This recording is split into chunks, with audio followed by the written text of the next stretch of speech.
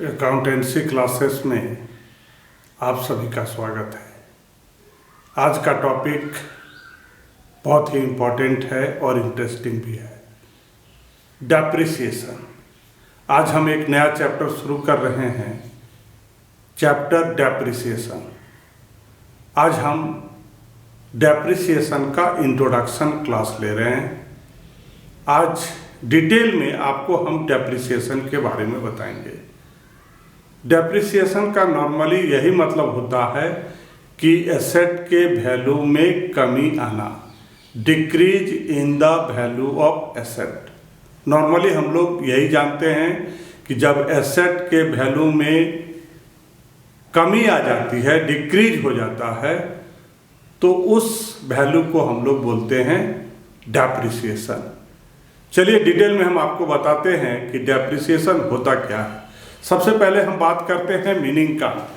Depreciation, asset have definite span of life after the expiry of which the asset will loss their usefulness for the business operation. जब भी हम asset का business में use करते हैं तो उसका जो वैल्यू होता है वो लॉस हो जाता है। बिजनेस ऑर्गेनाइजेशन में जब हम एसेट का यूज करते हैं तो ड्यू टू ऑपरेशन उसका यूज करने के चलते उसके वैल्यू में कमी आ जाती है। Fall in the value and utility of such asset due to their constant use and expiry of the time is term and depreciation. जब हम लगातार एसेट का यूज करते हैं और एक सर्टेन टाइम, हर एक एसेट का अपना एक लाइफ स्पैन होता है, एक लाइफ होता है, और जब उसका लाइफ एक्सपायर कर जाता है तो उसके वैल्यू में कमी आ जाती है। Fall in the value and utility of such asset due to their constant use and expiry of time.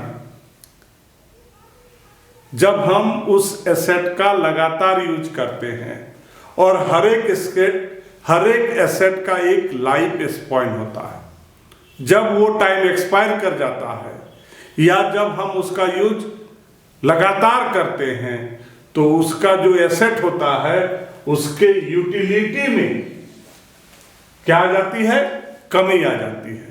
उसको हम लोग बोलते हैं डेप्रिसिएशन। सो डेप्रिसिएशन क्या है? जब एसेट के वैल्यू में fall in the value of utility of such asset, कोई भी एसेट जब उसके यूटिलिटी में कमी आ जाती है, क्यों? Due to their constant use, लगातार जो हम यूज करते रहते हैं किसी एसेट को, जब हम लगातार यूज करते रहते हैं और सारे एसेट का एक डेफिनिट क्या होता है, लाइफ होता है, और वो जब टाइम उसका एक्सपायर कर जाता है तो हम लोग ऐसे fall in value of asset को डेप्रिसिएशन कहते हैं। सिंपल आप जानिए, जब हम किसी एसेट का यूज लगातार करते हैं अपने बिजनेस ऑर्गेनाइजेशन में और उसका एक लाइफ स्पैन होता है, वो टाइम जब समाप्त हो जाता है तो उसके वैल्यू में जो कमी आती है, उसको जितना कमी आती है उसको हम लोग बोलते हैं डेप्रिसिएशन। अब हम लोग बात करते हैं डेफिनेशन का बाय आर.एन. कार्टर के द्वारा। आर.एन. कार्टर का कहना है, depreciation is the gradual and permanent decrease in the value of asset from any causes. Carter के अनुसार डेप्रिसिएशन क्या है? जब किसी एसेट के वैल्यू में ग्रेजुअली एंड परमानेंट, धीरे धीरे, ग्रेजुअल एंड परमानेंट उसके वैल्यू में कमी आ जाती है। और ये जो ग्रेजुअली और परमानेंट जब एसेट के वैल्यू में डिक्रीज हो जाता है, चाहे रीजन जो भी हो, ऐसे ग्रेजुअली और परमानेंट जब एसेट के वैल्यू में डिक्रीज होता है तो उसको हम लोग डेप्रिसिएशन कहते हैं। आर.एन. कार्टर के द्वारा डेफिनेशन के बारे में उनका कहना है कि depreciation is the gradual and permanent decrease in the value of an assets from any causes. कोई भी कारण हो जिसके चलते एसेट, फिक्स एसेट में क्या हो जाता है, ग्रेजुअल एंड परमानेंट डिक्रीज हो जाता है, तो उसको हम लोग डेप्रिसिएशन कहते हैं। अब हम लोग बात करेंगे कि डेप्रिसिएशन के लक्षण क्या हैं, फीचर्स ऑफ डेप्रिसिएशन। डेप्रिसिएशन का पहला लक्षण है depreciation is decline in the value of fixed asset. Depreciation क्या है, जब फिक्स एसेट के वैल्यू में गिरावट आती है, जब फिक्स एसेट के वैल्यू में गिरावट आती है तो उसको हम लोग बोलते हैं डेप्रिसिएशन। तो डेप्रिसिएशन का पहला लक्षण है कि उसके वैल्यू में वेदर यू हैव यूज और नॉट, कोई भी रीजन हो, कोई भी कॉज हो, उस day to day, day after, कुछ समय के बाद उसके वैल्यू में क्या हो जाता है, कमी आ जाता है। ये डेप्रिसिएशन का पहला लक्षण है कि कोई भी फिक्स एसेट हो उसके वैल्यू में कमी आ जाती है, और वो कमी क्या है, डेप्रिसिएशन है। Second, once the value of asset is reduced due to depreciation, it can't be restored to original cost। अगर एक बार किसी एसेट के वैल्यू में कमी आ गई ड्यू टू डेप्रिसिएशन, तो जो डेप्रिसिएशन आ गया वो फिर से रिस्टोर नहीं हो सकता है इट्स ओरिजिनल कॉस्ट। किसी भी कीमत पर फिर से वो जो एसेट है उसका वैल्यू जो पहले जैसा था वो फिर से कभी नहीं आ सकता। डेप्रिसिएशन का दूसरा लक्षण है, एक बार अगर फिक्स एसेट का वैल्यू रिड्यूस कर गया, चाहे डेप्रिसिएशन का जो भी रीजन हो, फिर वो ओरिजिनल जो था उस परिस्थिति में नहीं आ सकता है। Once the value of an asset is reduced due to depreciation, it can't be restored to its original cost। अब हम बात करेंगे number third, features of depreciation. Depreciation is gradual and continuous process. कोई भी फिक्स एसेट हो, depreciation क्या है, एक कंटिन्यूअस प्रोसेस है। ग्रेजुअल एंड कंटिन्यूअस प्रोसेस मतलब क्या हुआ कि कोई भी एसेट हो, धीरे धीरे धीरे धीरे उसका वैल्यू क्या हो जाता है, घटते रहता है, उसको हम लोग बोलते हैं डेप्रिसिएशन। इसलिए हम कह सकते हैं कि डेप्रिसिएशन क्या है, gradual and continuous process. Number 4, features of depreciation. Depreciation is not the process of valuation of asset. ये जो डेप्रिसिएशन है, वैल्यूएशन ऑफ एसेट का प्रोसेस नहीं होता है। Number 5, it decrease on the book value of the asset, not market value. अगर हम किसी फिक्स्ड एसेट के डेप्रिसिएशन की बात करते हैं तो उसका जो बुक वैल्यू है उसमें डेप्रिसिएट करता है, मार्केट वैल्यू में नहीं। It decrease on the book value of the asset, not market value. अगर हम डेप्रिसिएशन की बात करेंगे तो किसी भी एसेट के बुक वैल्यू में डिक्रीज होता, किसी भी एसेट के बुक वैल्यू में कमी आती है, उसके मार्केट वैल्यू में कमी नहीं आती है। Number 6, depreciation is use only in respect to tangible fixed asset. और डेप्रिसिएशन की जब भी हम बात करते हैं तो वो किस पर बात होती है, टेंजिबल फिक्स्ड एसेट। जब भी डेप्रिसिएशन होगा तो किसमें होगा, टेंजिबल फिक्स्ड एसेट में होगा। Number 7, it is non cash expenses. Depreciation non cash expenses होता है। It doesn't involve any cash outflow.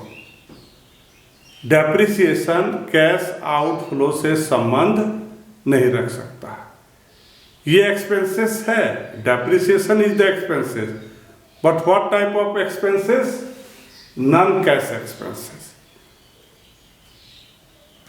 So there are 7 features of depreciation.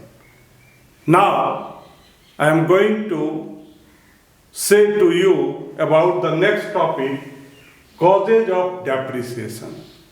अब हम लोग बात करेंगे causes of depreciation. Depreciation के कारण क्या है? There are 7 causes for depreciation. There are 7 causes for depreciation. Number 1, by constant use. Second, by expiry of time.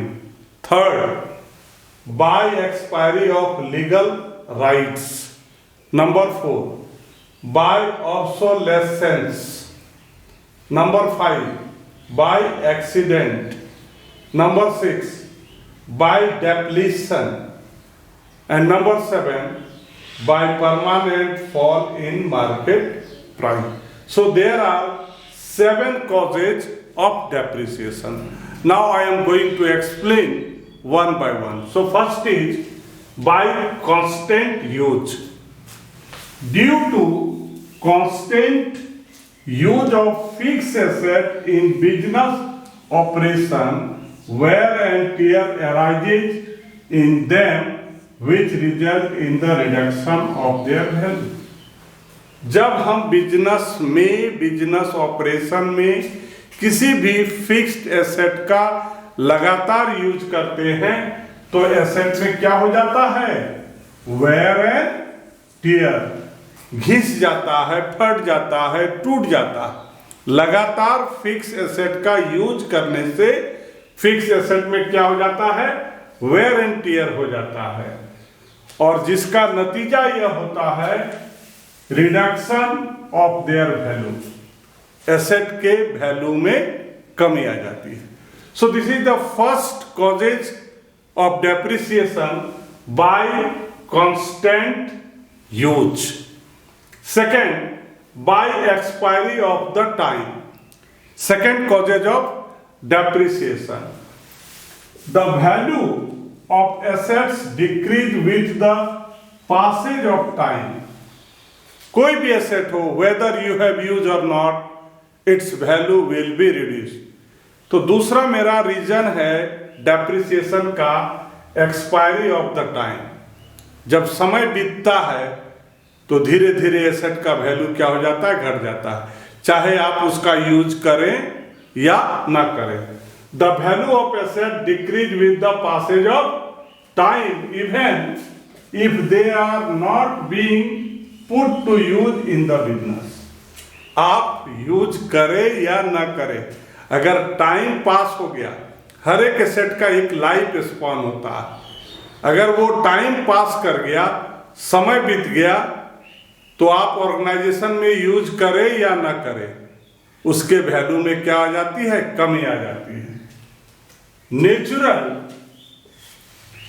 Forces such as rain, winds, weather, etc. contribute to the deterioration of their value. ये जो natural forces है, वर्षा है, हवा है, मौसम है, जिससे क्या होता है? उसका जो वैल्यू है उसमें डिटोरिएट कर जाता है, कमी आ जाती है। अब हम बात करेंगे नंबर 3 कॉजेज का, by expiry of legal rights. जब लीगल राइट्स एक्सपायर हो जाता है तो उसका वैल्यू क्या हो जाता है? 0 हो जाता है। There are certain assets which have a definite span of life such as these. मान लीजिए कि अगर किसी एसेट को ₹5 लाख में 20 ईयर के लिए लीज पर ले लिया गया। 5 लाख डिवाइडेड 20, दैट मीन्स हर एक साल 25,000 का एसेट का वैल्यू डिक्रीज करेगा। एक समय ऐसा आ जाएगा कि उस एसेट्स की वैल्यू क्या हो जाएगी, 0 हो जाएगी। आफ्टर 20 ईयर उस एसेट्स की वैल्यू 0 हो जाएगी।